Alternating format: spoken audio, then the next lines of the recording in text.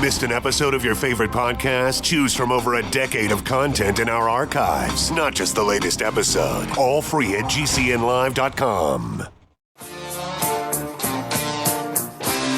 This is your call to action.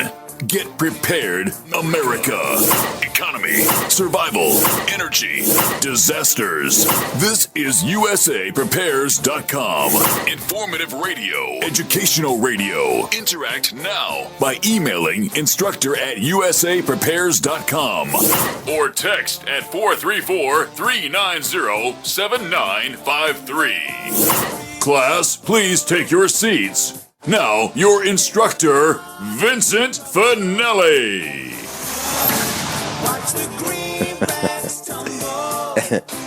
Everyone all set? Cocked? Locked? Here we go.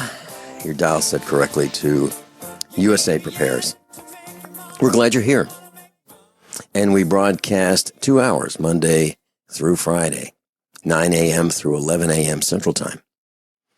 And there's a link to your instructors on the website, USAPREPARES.com. Let's see. Nathan's engineering the broadcast in Minnesota. Thanks so much for being with us, Nathan.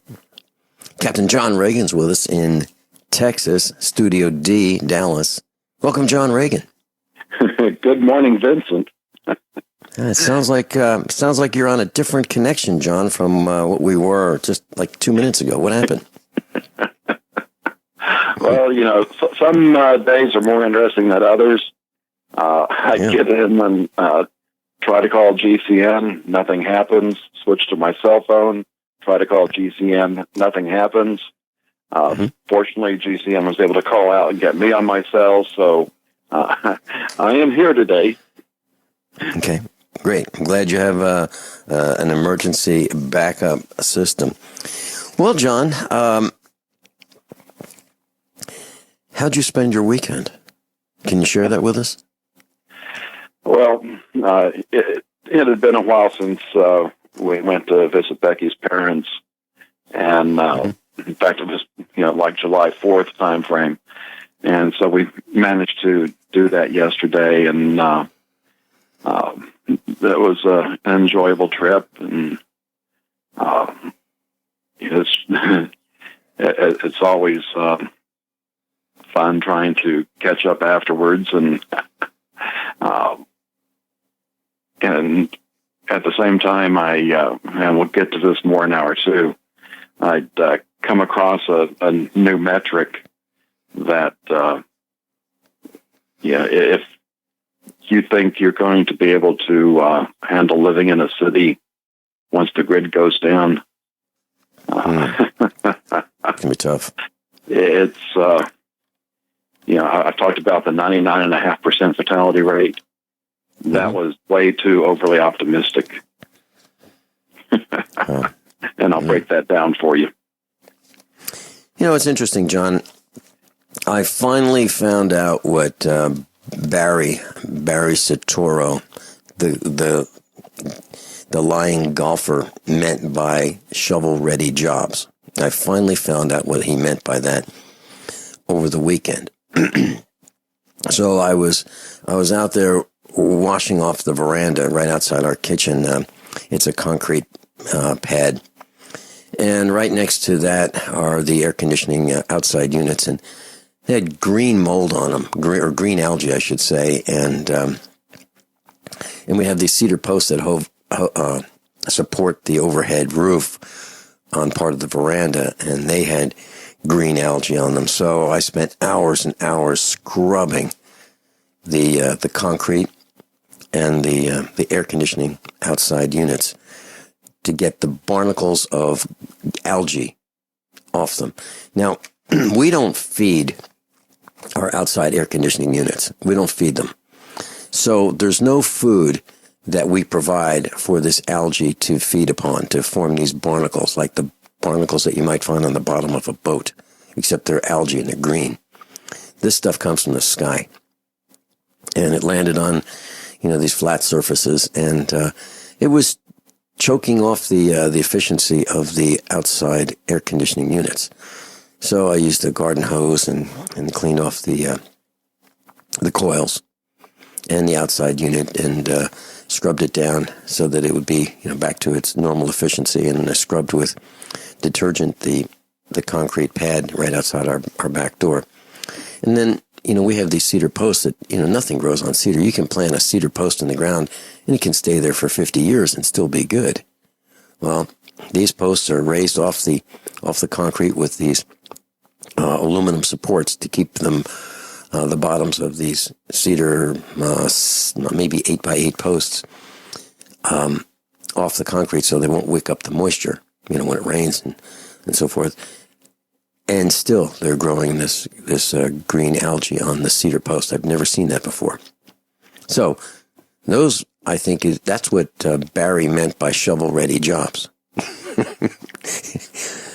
Oh, man. It's make work, John. It's stuff that we didn't have to do before, that we now have to do, that when you're all done, you've accomplished nothing. You've literally accomplished nothing other than, clean up the mess that they've caused for us from dumping these chemicals and metals from the sky. It's, I saw where Dane Wigington's been doing updates lately that, it's about as optimistic as mine. I mentioned this to one of our instructors. We were pleasantly surprised. One of our instructor friends and his wife called and said, hey, they're coming out this way, and we were delighted to have them stop over yesterday. And I mentioned that, I've gotten calls from our class, and I've been told, you don't sound the same, or I detected this, difference in your voice. And I mentioned that with Dane Wigington on Friday, I detected a change in his voice. And it relates to the seriousness of the situation. We can laugh and have a lot of fun, but it's so serious what these people are doing to us. They're literally killing us. And I could tell by the tone of his voice that he is deeply, deeply concerned. And he is in the middle of an extremely tough fight. And that's why we're in the fight with him. And that is to stop this climate engineering. We've got to stop it or we're going to die from it. And I know the effects of it personally. And our family has been taken down, not out, but down as a result of it. So, and that's what this broadcast is about, letting those who are willing to pay attention, that, 0.1% of us are willing to pay attention to what's happening around us and to do something about it. So where are we going to start today, John? I'm at thefinancialstateoftheunion.com. I'm at the news tab. What do you have online for us first?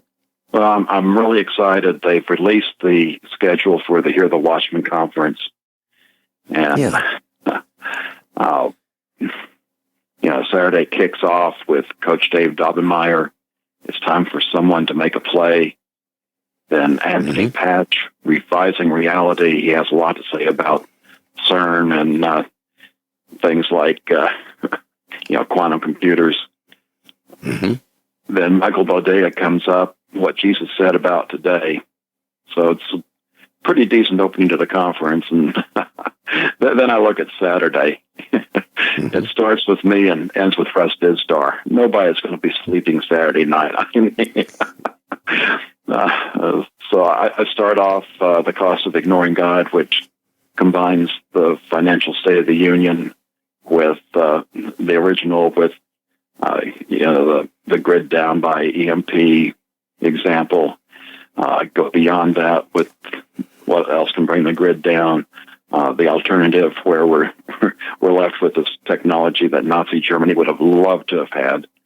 And I also will get into what would have been the book, The Unprepared Prepper.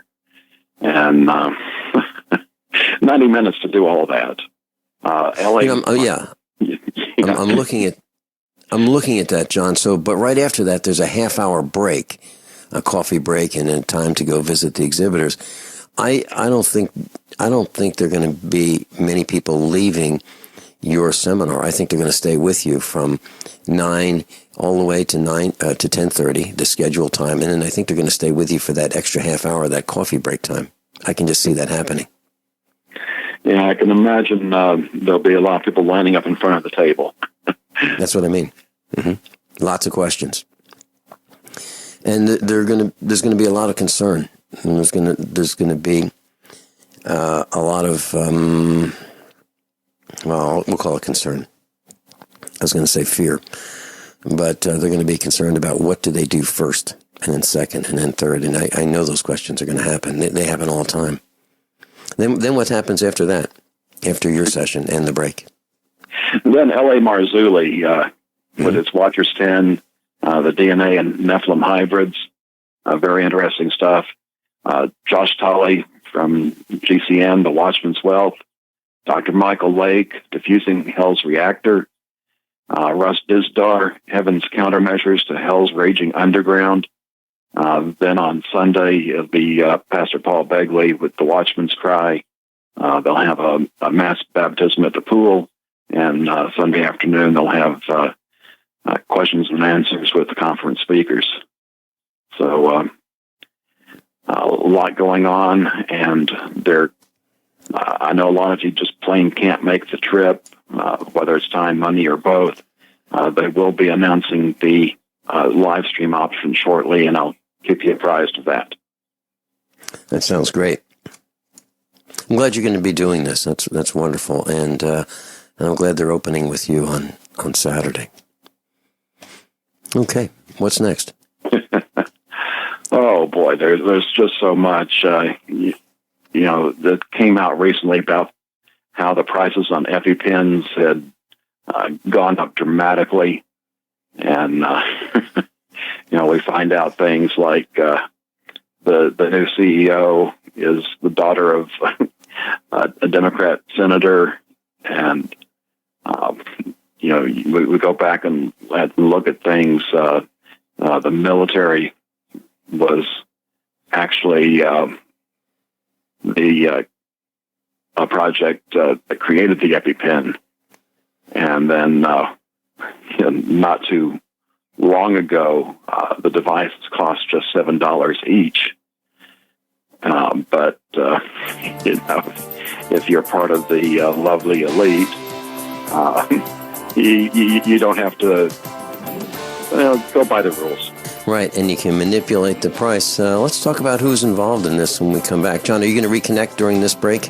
I'll attempt to. Yeah, I'll see if we can reconnect. Okay, Captain John Regan's going to be with us for the remainder of the 2 hours. I'm Vince Finelli. Captain John Regan's with us.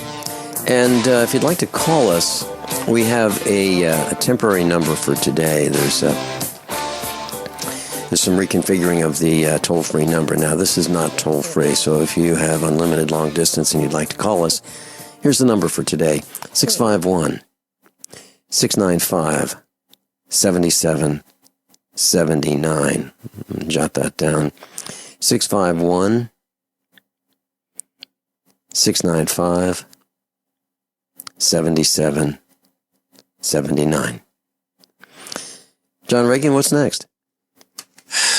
Just wanted to finish up about the EpiPen. The company has donated between $100,000 and $250,000 to the Clinton Foundation. Of course, none of that's to buy political influence because the Clintons tell us so. Mm-hmm. Mm-hmm.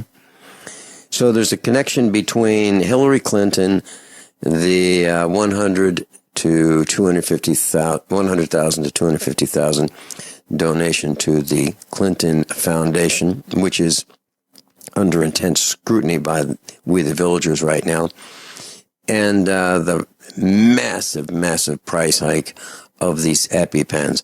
And from what I understand, influence was used to convince school systems and even Disney to have these on hand should someone have an emergency that requires epinephrine, right? Isn't that what happened? Yeah, and it's really hurt a lot of people because, we've got higher deductibles now, which is what really brought it all to light. it used to be you'd pay your copay, and you'd have your medicine, and now the copay on this is causing people to really make life and death decisions, because if you need an EpiPen, there's not too many alternatives out there. Mm-hmm. John, I mentioned to you off the air that we're looking at cattle prices, and right now we see a number of farms for sale in our area because the farmers are having a difficult time hanging on. These are old family farms, and they're up for sale. And a couple of years ago, cattle prices were about $4.60 per pound on the hoof. So you'd weigh a cow and at the market and multiply the weight times $4.60 if the cow or calf weighed around 400 to 500 pounds. And that was the weight that brought the most money per pound. So as the cows get larger and heavier, they bring less per pound. Now, in today's market, the price per pound for that 400 to 500 pound calf is about $1.50, $1.56, somewhere in there. And when you consider the cost that the farmer has to endure in order to raise those cows, think about that Chihuahua that might be $800. Well, you might sell a calf for less than that. Okay, and it takes a lot more to raise a cow in terms of dollars in inputs to raise that cow than it does to bring a Chihuahua to market. So farmers are having a really tough time. You don't need hundreds of acres to raise Chihuahuas. You can do it in an apartment or a house or backyard or smaller amount of space. So our son was looking at charts, and he was looking at cattle prices, and he was finding trends over a 4-year period, and he hand wrote all these numbers. And then he, after spending, over a day looking at these numbers, he reported to me his results. And he said, look, here's a trend, and the prices spike at this month of the year. And I said, and did you learn that when you were studying at the university? And he said, yeah. I said, I did too. And you might have heard me when the university calls asking for money. You might have heard me say, oh, I'm so glad you called because this is about my refund, right? And he said, yeah, I've heard you say that. And I said, that's because I learned about the free market and the way it's supposed to be, but that's not the way it is. And I said, there's something called random walk. And I learned about this in the 70s. And random walk is when some event happens, some major event, some assassination or something happens, and it causes the market to immediately stop, go down, make a dramatic change. And I said, then you have market manipulations like what Hillary Clinton's involved in. So I don't know how to plan anymore. I just don't know how to plan, other than we need to vertically integrate with our cows. And that was the discussion we had with our son. And Captain John Regan's with us. John, let me just finish this up. I'll take about a minute. So on Friday, December 18th, 2015, Congress repealed the Country of Origin Label Rule. It's called COOL, Country of Origin Labeling Rule, for beef and pork. And I'm reading from a post, Lexology.com. For beef and pork, with a measure added to the omnibus budget bill, which President Barack Obama signed into law the same day. With the repeal of the COOL for muscle cut and ground beef and pork, consumers will be hard-pressed to figure out whether steaks, hamburgers, and pork chops on their plates were raised and slaughtered in the United States or abroad. So Congress did this. They removed the labeling, so we don't know where our beef is coming from. And what that did to us, the farmers, is we are now competing with other countries that have less regulations, less restrictions, less cost, and that is what has driven the price of beef down. So If you're looking at your USDA inspected beef, it is. It's USDA inspected, but it doesn't mean that it's US grown raised beef. It's just U.S. Department of Agriculture inspected. And your Congress thugs have done this to you. They don't want you to know where your meat is coming from. So if you think these Congress thugs work for you and represent you, it's not true. And it's just one more dot that we've added to the long list of dots showing that how our government has us in their sights. And we are targets of the federal government and some of the state governments. John, back to you. Well, speaking of those wonderful people in power, we've talked before about how we've have more laws and regulations than ever. Yeah. And you know how we get these people that when we talk about the spy tech and control stuff, they just kind of, shrug and say, well, I didn't do anything wrong. I've got nothing to hide. Well, one of these, and the title of the article is "You're Likely Committing a Crime Right Now in the Land of the Free," and the article gets into a lot of the growth and regulations. But if you want a quick return for those types of comments, well, do you own a dog? Well, you could face 6 months in federal prison if you walk it on federal lands and your leash is longer than 6 feet. That's more time in prison than if you sell state secrets. Yeah, and John, you can violate the law if you have a prescription and you decide that you're going to travel and you're going to, well, I got some vitamin B complex. Let me put it in this bottle. I'm only going to be gone for 2 days, so I'll put 2 of them in this empty pill container where I've taken the label off, and I've got this prescription. I'll put 2 of them in there. Let's see, 2 quarters of an aspirin. I'll put them in there, and I think I'll put some of these other supplements in there. I'll just put them all in there because that's what I want to take. And if you get stopped, you have an unlabeled pill container, and you can be arrested. You can be arrested for having prescription drugs in an unlabeled, non-original container. So you're absolutely right. And it's crazy. It's absolutely crazy what has happened to us through regulations. And I've even read a post last night about what happens if you have a prescription that's out of date.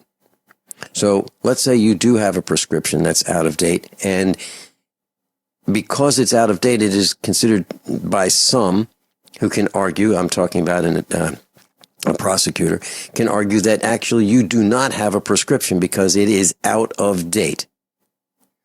So it could be a month out of date, it could be a year out of date. And how many of us have been told, well, those medications last way, way beyond their alleged expiration date. And then we're told, don't flush them down the toilet because we're drinking those prescriptions. Collectively, we're drinking the prescriptions of all the people who flush them down the drain and they enter our water supply. So you can be in violation of having a prescription that's out of date. Can you imagine that? Who doesn't have a prescription out of date in their medicine cabinet? Who doesn't? I can't imagine anyone who doesn't have an out of date prescription.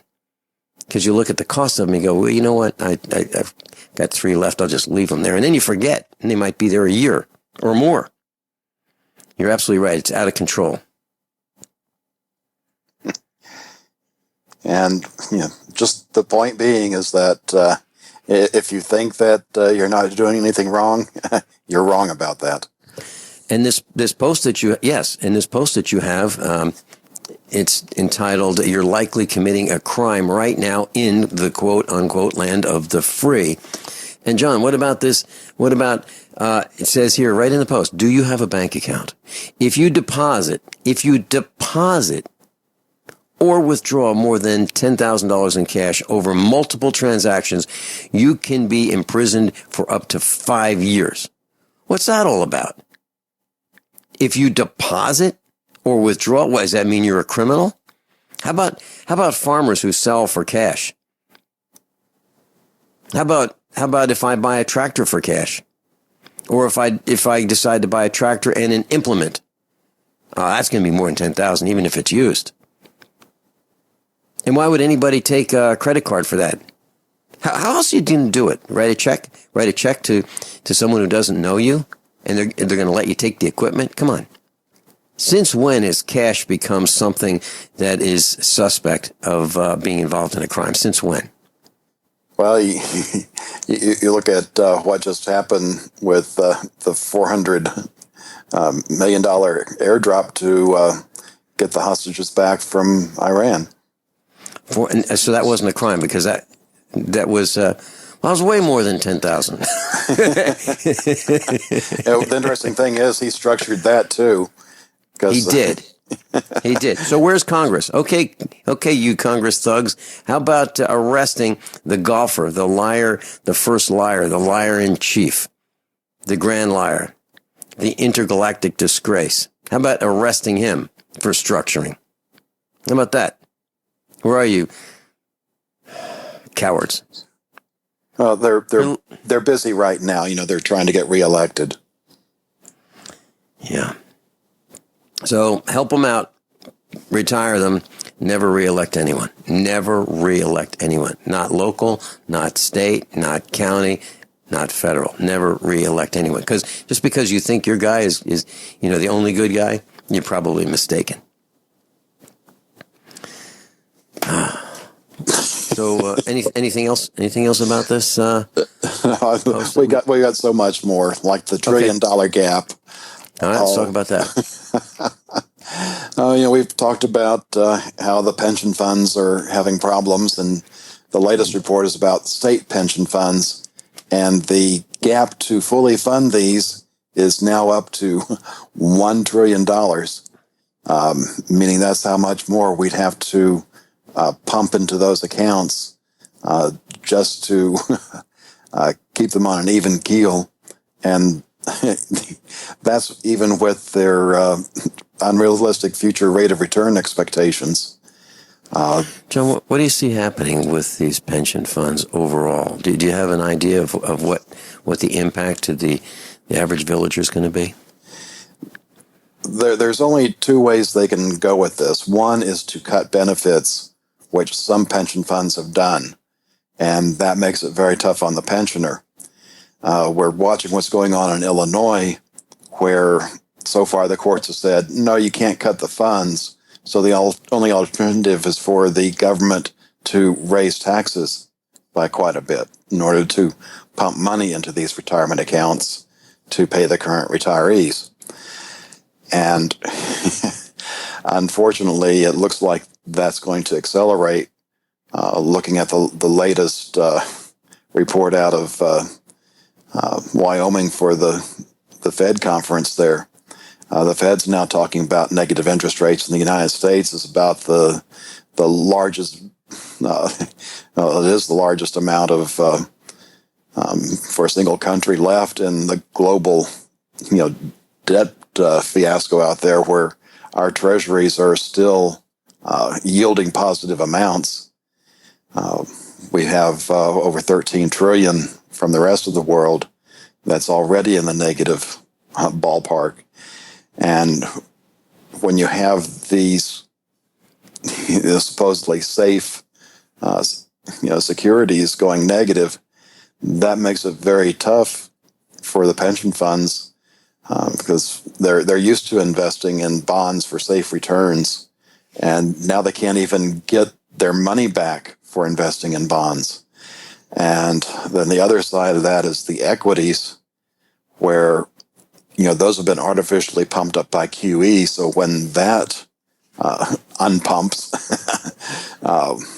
you're looking at even more severely underfunded pensions. And again, they only have two ways of handling that: cutting the benefits or raising taxes. John, your master's in business administration is more recent than mine. Mine is from the late 70s. And I can tell you, I do not remember learning anything about negative interest rates. Did you? Well, my master's in finance is even more recent than that. Graduated in 2010 with that. And I think if I put a negative interest rate into my financial calculator, it would say something like, "You're a dummy." The quantitative easing, negative interest rates, all of that type of stuff is not something we even discussed at the graduate level as recently as 2010. Yep.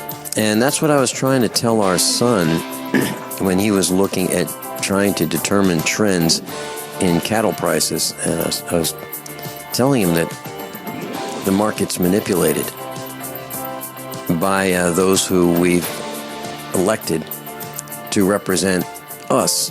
They've sold us out. So it's very difficult to predict the market, unless you're an insider, like Hillary Clinton, who turns 1,000 into 100,000. Captain John Regan's with us, U.S. Air Force Reserves, retired. TheFinancialStateOfTheUnion.com. TheFinancialStateOfTheUnion.com. John, back to you. Well, I've got two more articles left for this hour's discussion. People can't afford dollar stores and smaller, faster, cheaper.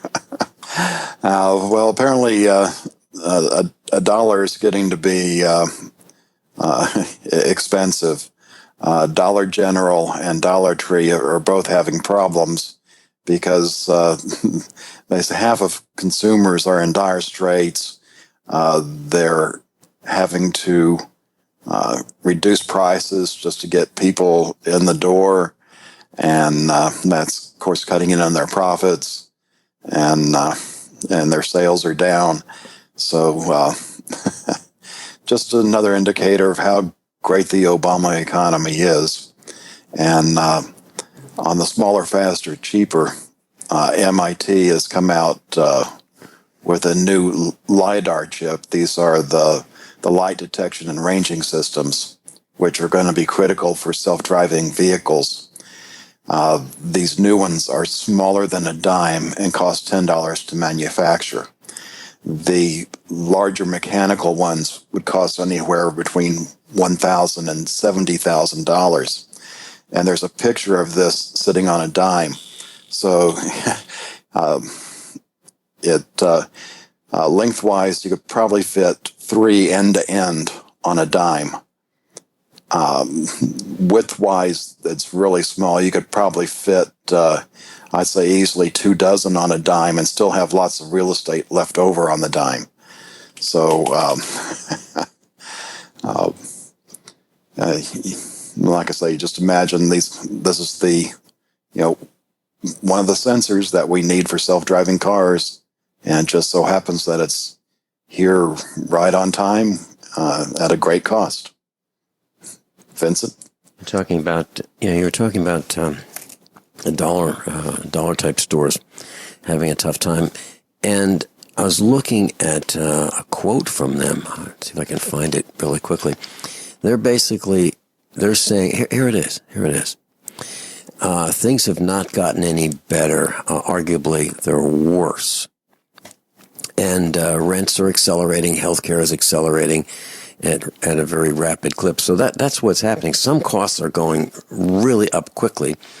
I don't know anyone who's gotten a raise that said, boy, I'm so excited I got, a really big raise. I don't know anybody who's gotten one of those other than maybe the manipulators on Wall Street or the Congress, or people who are related to the inside trading that Congress can help with, or the Congress critters. By the way, it used to be that you would go into government to serve, and then you get out. Now it's become such a great way of life that you can get in and get, you can be a senator and then get paid for life. Just go in for one term and get paid for life. The point is that the little people, those that make the machines run, those that make the farmers, the people who work in factories, those few factories that we have left, those people are really having a tough time. I don't know anyone who's doing well. I really don't.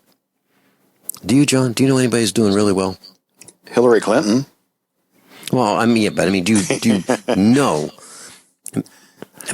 Your friends, your associates, your family. Anybody really doing well? Not that I'm aware of. I mean, there's some that are, they still have jobs and they think things are still normal, but as far as, really getting ahead and, living the American dream, I'm really not aware of those. Mm-hmm. Yeah, and we were talking about, well, I'm not doing anything wrong, so it's okay if people listen in on my phones and spy on me and those kinds of things. And I mentioned a couple of weeks ago that I ran into a guy, and he said just that. John, I didn't know what to say. I mean, how do you address that? How do you address someone not caring whether they're being spied on? How do you address that? Well, if they're an older person, you might be able to ask, so you support what Hitler did? Yeah, there you go. There you go. And what I said was, so what if someone has a stethoscope right outside this room and they're listening to the conversation through the wall with a stethoscope? Does that bother you? I guess because they don't see it happening, because it's done remotely, that they're not as bothered by it as I am, or as you are. But it's an outrage. We're going to have another hour right after top of the hour news and commercial announcements. Captain John Regan's with us, thefinancialstateoftheunion.com. We'll be back shortly. Everyone all set? Cocked? Locked? Hour number 2 of USAPrepares.com with Captain John Regan. John, we're talking about the EpiPens and how they increased in price. And top of the hour news, we just heard that they're going to come out with a generic version that's only $300 a pair. $300 a pair. And they used to be $7, right? They're just so loving and caring. Mm-hmm. Yeah. And previous hour, you mentioned that this small chip, the new LIDAR chip that's used or being manufactured for self-driving vehicles, costing less than a dime to manufacture. My concern, John, is all of these laser technologies that we're using. I'm concerned that they can damage our eyesight. So we have laser pointers in schools. We have, and children are using them. If you go to a gun show, you see these things bouncing off the walls. People are picking up these laser scopes for handguns and rifles, and I don't think people are as careful as they need to be with lasers. And I'm concerned about someone doing surgery on our eyes by their carelessness when they point these lasers at us. And if you point one at an airplane, you want to see what happens when the federal authorities come down on your house. Just try pointing one of these things at an airplane. It's absolutely illegal to point a laser at an airplane. So I'm concerned about these laser circuits, and the self-driving vehicles. I don't know enough about how much power they use. I don't know enough about the technology because it's brand new, but I have concerns just on the surface. Well, also don't forget we've talked about how they can use light to adjust your neurons. Mm-hmm. But, we talk about, like you just did, the assault on our eyes with, our portable music devices. We've got a lot of hearing problems from using headphones turned up at too high a level. And I just wonder, is this part of the strategy to help induce you into the brain chip implants, just so you'll still be able to communicate with other humans? After you've damaged your own senses, right? Right. By our own stupidity. Yeah. John, when I get on the tractor, I have these orange, soft, cushy, squeezable earplugs, and I squeeze them down and I put them in each ear. And I wear safety glasses. Depending on what I'm doing, I'll wear a respirator. I'll cover myself up as best I can. I'll wear a long sleeve white shirt in the summer, a shirt that I've designated for farm use, so it'll have grease and paint on it and stuff. But I'll wear a long sleeve shirt in the summer when I'm on the tractor to keep the sun's rays from drilling through my skin. And I was on the phone with Miles over the weekend, and I told him that I said, Miles, have you heard the term farmer's tan? Farmer's tan. And he said yes. And a farmer's tan is, from the tips of your fingers to the end of the short sleeves if you're wearing like a T-shirt. And so your arms will be brown. And he said, yes, he's heard of it. And I said, well, I have a farmer's tan, and I'm pretty dark. My arms are pretty dark because they've been out in the sun.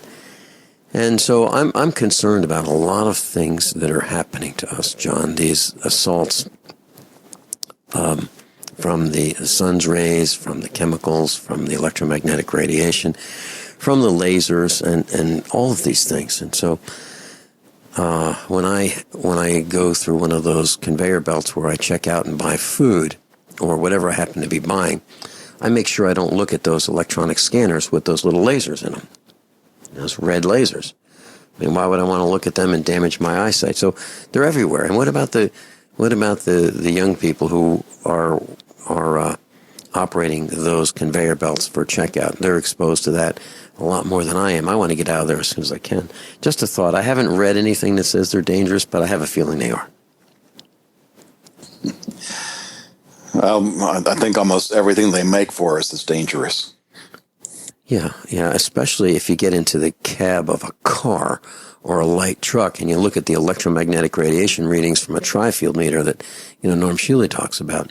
I've done it, and I can't read how much electromagnetic radiation is because the needle on the meter slams all the way to the right. Bam! I mean, it doesn't gently move to the right. It slams as hard as it can instantly, as fast as that meter can respond to the right-hand scale. No matter what the scale is, it is maxed out with electromagnetic radiation in the cab of a car.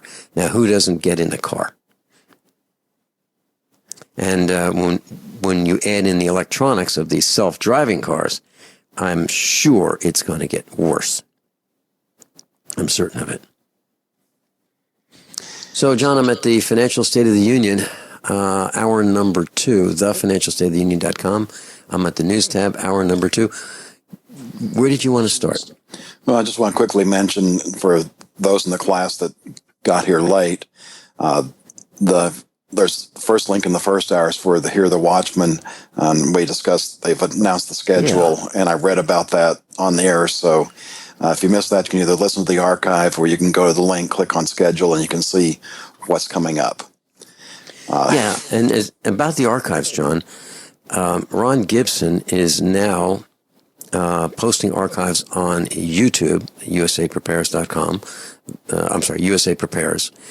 The Ron Gibson channel, he posts Alex Jones, Mike Rivero, and us on his channel. Those are his 3 favorite broadcasts.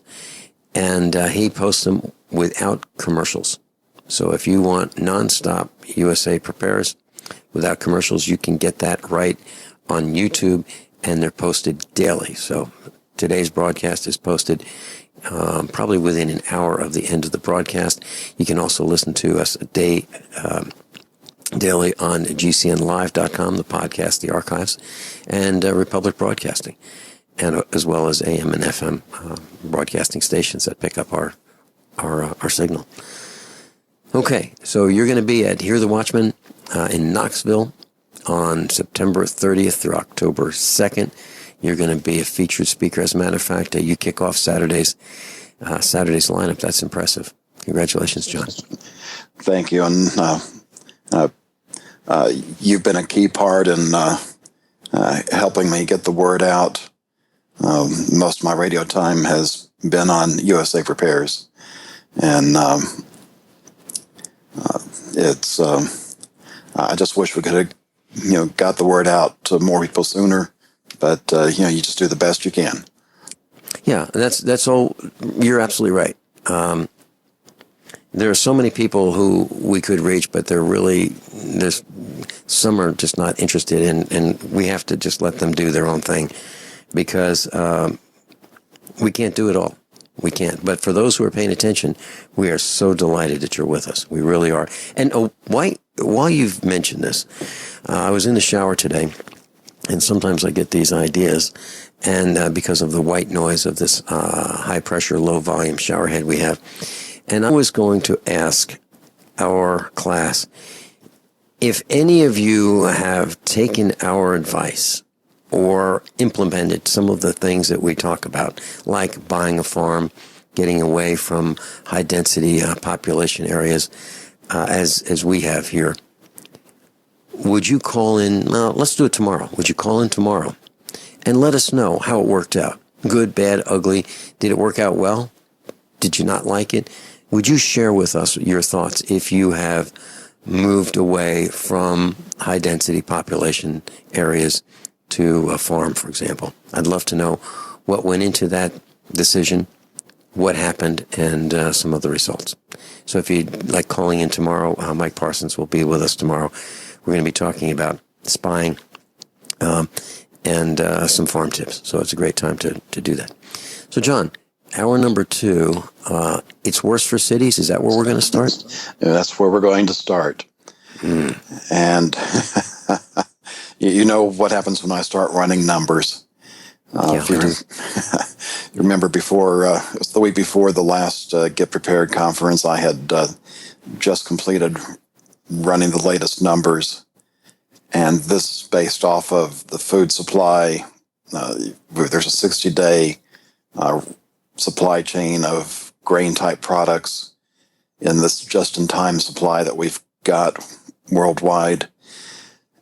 And while it's true we could grow more food, the market just won't allow it, so we have to live within that supply. And based on those calculations, I determined that we had a 99.5% fatality rate, and I mean, you could hear my voice that presentation that Monday that I presented that. It was a little shocking, and just based on the food supply, because if you're not already raising most of all of your own food, it's like Marjorie Wildcraft said at one of the expos there in Lebanon. If you have anything less than 100% crop failure for your first 3 years, you have a green thumb. Mm-hmm. Right. So that means you've got to have 3 years of food stored up while you're going through that learning curve. And if it needs more than 3 years, then you've got other problems. And I think some people say, well, yeah, but there's stuff we can forage out there. Well, yeah, right. That's what we're going to get ready to talk about here. What it takes for the hunter-gatherer lifestyle, and it's even worse than we talked about before. Yeah, and those guys that say, hey, I got me a gun, I'm going to go hunt. We've got a surprise for you. It's reality, and you're going to hear more about it when we come back. Okay, John, let's hear it. What's it going to be like? Well, this information was posted on Survival Blog, which is James Wesley Rawles' website. The contributor was DD, and this writing was so long, it was actually broken down into 3 parts. Part 3 was posted on Friday. And I'm not in the position to right now, which gets into all the excuses we have for not preparing. And, you might call them reasons. I know a lot of us don't have enough money to do hardly anything with, especially with today's economy. And, it ends up being it doesn't really matter if it's a valid reason or not. Unless you find an alternative, you got big problems. So starting off in part 3, it's the we will hunt. And the author talks about doing research on primitive living They read that it takes about 10 square miles for a single person to live off the land with hunting and foraging. And that's to make it sustainable so that you can do that year in, year out. And I haven't confirmed that statistic yet, but it seemed reasonable, so I used it and I ran with it. So here are the numbers on this, and for most of this I used county data. For here in a large city like Dallas, which is in Dallas County, Dallas County has 909 square miles. So you divide that by the 10 square miles per person. That means that Dallas County could, on a rounded basis, support 91 people. That's really not a lot of people, especially when you consider there's over 2.5 million currently living here. So when we talk about a fatality rate of 99.5% just for the supply chain of food, when you get down to the natural supply chain, compared to the current population to what the county could do, it's 99.9 out for quite a few decimal points.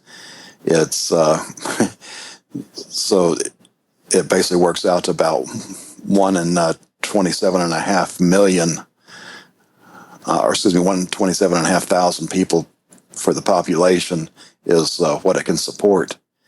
That's not a whole lot. I talked about how we were trying to move to the next county over, which that went down the tubes when Becky had her job pulled out from under her. That county, it's a little bit smaller than Dallas County, 808 square miles. So it could support about 81 people for the county. But it's got a much smaller population, only about 115,000. So that's still not good, 81 out of 115,000, but it's better odds than Dallas County.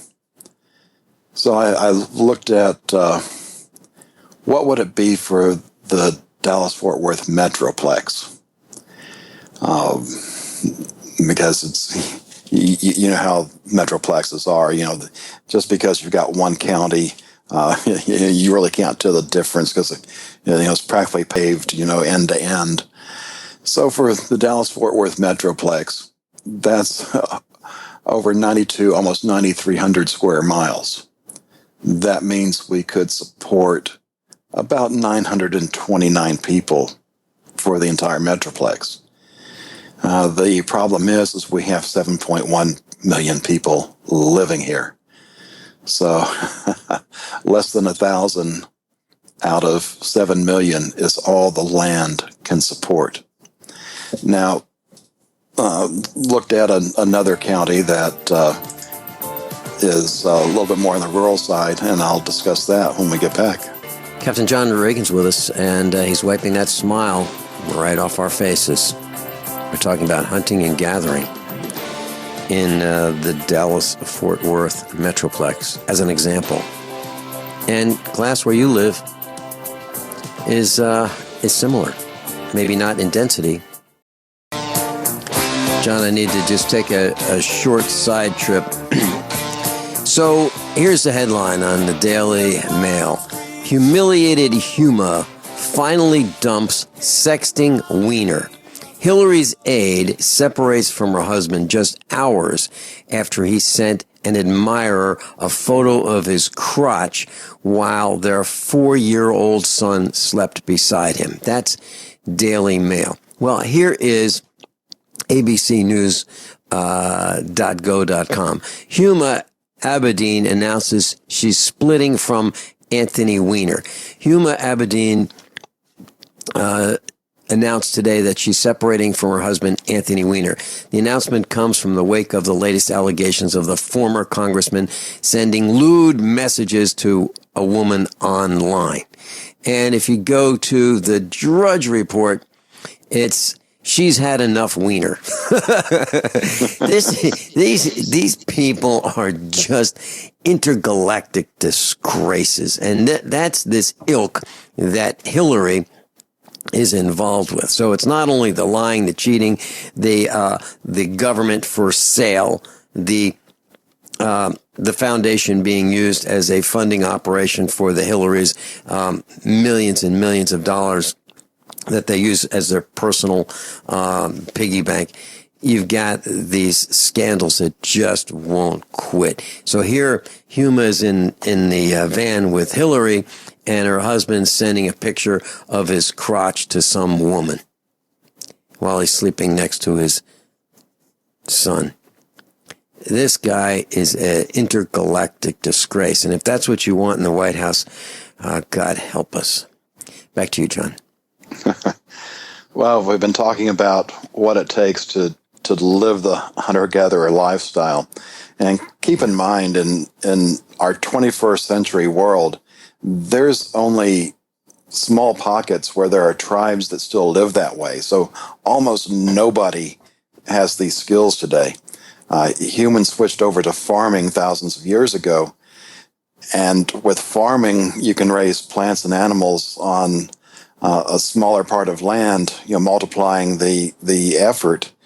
And that's what we've been living on. And then with the 20th century, we had the Industrial Revolution that came in, modernized how you did that. You used tools with less and less people, and what they're working on now in the 21st century is not even needing the people for the farms, just using smart machines for doing that. So this is an academic exercise because, like I say, we don't have the skills. But if we did have the skills, this is what it would mean. So I looked at Houston County, and you can basically, do this yourself for wherever you live, whether you want to look at a county level or state level, whatever jurisdiction that you want to do. You look up the population and the square miles.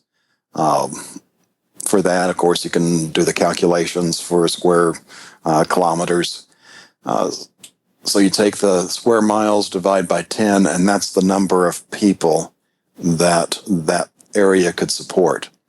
So Houston County, which is not where Houston is in Harris County. Houston County has Crockett, not exactly a big metropolis there.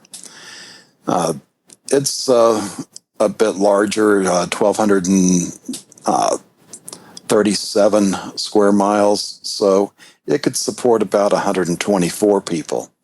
Has a population a little under 23,000, so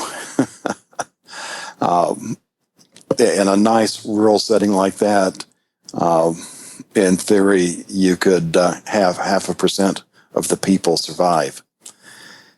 The only problem is that once things go south, and this is the grid down situation we're talking about, people are going to be over foraging what's out there. So obviously these large numbers of people in the cities, there would be nowhere near enough for them on a normal basis for sustainability. Forget about sustainability. There's not going to be enough out there just for short-term grab everything that is edible. So once the land has gone through that, it's going to take time for that area to recover so that you could even use it for the hunter-gatherer lifestyle. So, unless it's a remote island somewhere that, you've got limited people on, forget about doing the hunter-gatherer thing. It's just not going to work. You're going to have a certain amount of food stored, more so if you don't have the skills and not already growing most or all of your own food. And, like it or not, this is real life. John, as you say this, I was thinking of several things. First, if you look at the Dallas-Fort Worth Metroplex, we used to broadcast on a station there a couple of years ago. So I traveled there, and I got a chance to see the area. There's not a lot of place for deer to live and wild animals to live. So not only are you thinking about, overhunting that land and the number of people, there can't be enough animals because it's not wild. It's not a great place for wild animals to live because it's been paved over. Buildings and sidewalks and parking lots and roads and so forth. That's one thing. Then I was thinking about this cop that I know, this former cop. And I remember him saying to me, Vincent, I don't need to prepare. I got me a gun.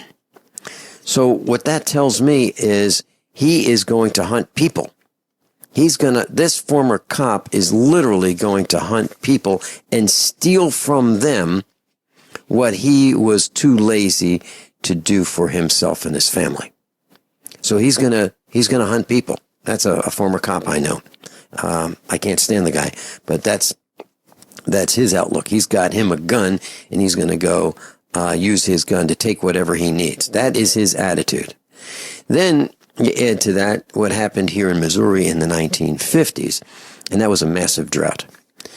And it was so bad, John, that the hunting happened, the fishing happened, the fish were fished out of the few ponds that were left. Many of them dried up, most of them dried up. The grass all burned. The cows had nothing to eat. Farmers were cutting down trees to feed the leaves of trees to their cows to keep their herds alive. And there was starvation because all the wild animals, the deer almost totally eliminated here in Missouri. And then small animals like squirrels and rabbits, you couldn't find them anywhere. That's what happened. People were eating anything they could. And if you look at Japan during World War II, many of the Japanese were eating grass as filler because there wasn't much else to eat. So you are absolutely positively right on with this discussion, John. And there's so many people who think that they can open the refrigerator and if you ask them, so how much food do you have put back? Oh, we got months. We're good for months. And they're the same people that open the refrigerator and say there's nothing to eat. You're absolutely right. And let's add to that a phone call I got this weekend from one of our instructors in Europe. And very, very somber tone. He said, Vincent, did you know about what happened with the German government advising their people to prepare and have at least a week's worth of food stored up, food and water? Were you aware of that? And I said, yes. John, were you aware of that? Yes, I saw that. Mm-hmm. And then he said, okay, that was last week. It's been updated this weekend. So on Saturday, he told me that it's been updated. And it's been updated to confiscation of farms. So if there is a massive event, a large event, whether it be natural or otherwise, farms are subject to be confiscated by the German government. Were you aware of that, John? Yes, I saw the headline on that this morning. Mm-hmm. Of course, we have the same thing in the United States by executive order. We do. And you and I reported that, I'm thinking a year and a half ago at least, that we reported that Barry and the bandits, Barry signed an executive order that he can seize telecommunications, food, manufacturing, transportation, energy, farms, anything that they deem that they should seize he signed an executive order. But I would love to be able to do that, wouldn't you? Just sign an executive order saying, all y'all out there, you're our customers. And not only that, you're going to have to buy our product. Wouldn't that be fun? Wouldn't that be fun to set up a business where we tell everybody that they will buy our product at our price, and if they don't, we're going to fine them? What a racket. What a racket. And that's what Barry and the bandits are doing. And they say they're going to seize our property if they deem it necessary. They deem it necessary. Without our permission. So, class, what are you going to do about that? Think about that. So what happens if you have a farm and this team of thugs arrive at your door? These thugs arrive at your door and say, oh, by the way, this is really a nice farm. You're out of here in 24 hours. Or we're going to have to shoot you. What do you prefer? Did you say you were going to leave or stay? Just so we know.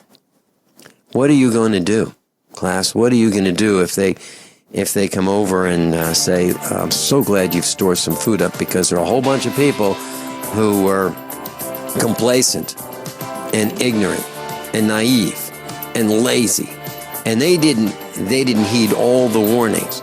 So they're kind of hungry, and they need your food and your garden and your fuel and everything else you've got. By the way, they need your sneakers too. We'll be right back. Captain John Regan's with us, thefinancialstateoftheunion.com. We're at the news tab. And John, we're going to try to get through a couple more of your posts right after George. George in New Hampshire, welcome. Hi, Vincent. Hello, John. I just wanted to say one other factor that's thrown into the mix. The Saudis, the Chinese, the Germans, among others, have bought up prime agricultural land. And we've seen different things that have happened to Bundy Ranch, but the more that it seems to shape up, as I know John's been keeping us briefed with over the months and years, and you have, is that they seem to be forcing a lot of farmers out of a lot of places. But I think it's going to be armies, certain kinds of armies like plunder, and I think they're going to look at us like ripe fruit on a low-hanging branch. And I believe the reason those borders are open as much as they are is I think they've been moving a lot of troops in under the guise of quote-unquote immigration. And I believe when the nickel drops, or the dime drops, I honestly think that they are going to take whatever they feel is coming to them from all the loans. And I think that the food, just because the government's going to take over all these resources and agriculture, it doesn't necessarily mean that they're going to be used for the American people. Very good point. John Regan? Well, part of this depends on how widespread the grid down is. I really think that it would end up being a worldwide event. So in that case, it doesn't matter about the other countries. They're as in bad of shape as we are. If, however, it is just an attack to take down the United States, and again, I wouldn't be too worried about having troops come to your door, because all they got to do is wait for about 2 months, and then they can just take whatever they want. Because we won't be here. Right. But we'll be in such a weakened condition fighting each other that, like you say, I mean, but I really see that they're not really fixing anything. They want it to implode. They want it to come down, because then it's going to be easy fruit just for the picking. Again, the other option is the Agenda 21 route, where they're trying to get everybody into large cities and have very controlled lives. I won't take away any more time, John. I know you got some points to make. Nice talking to you, Ben. And John, take care. Bye-bye. Thank you so much, George. John, we're going to have time to get to when the trucks stop running and the slaves? I'm not sure about that. I want to make one more observation on the hunter-gatherer.